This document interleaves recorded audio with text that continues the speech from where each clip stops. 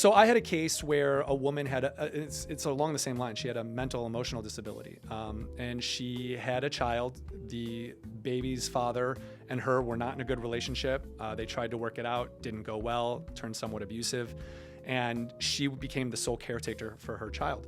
She worked for a big, I won't say the name of the company, but she worked for a big company.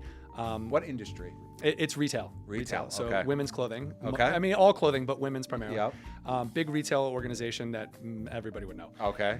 And she said, I have to care for my child because of my mental disability, because of my emotional disability. I have this stress and anxiety disorder. And I'm so stressed out about my child's well-being because I don't have anyone else, because of this bad relationship with the father. And so she said, I need to work essentially Monday through Friday, and it's retail. And they were like, well, that really doesn't work. We basically require everybody to work at least one weekend day and one weekend night. And that's kind of how it works. And she was asking for basically 9 to 5, Monday through Friday. Would this count as a reasonable accommodation? So that was our argument, right? Yeah. So we argued that was the reasonable accommodation. They were like, well, this has nothing to do with her disability. This is childcare. She specifically says it's childcare. Right.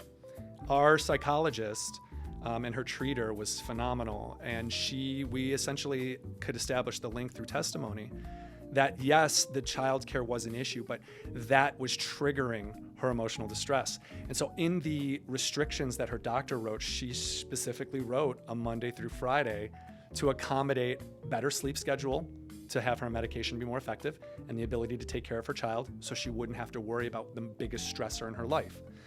And so it was a very tough case because constructive term is such a high bar. Yeah. And we actually won that case.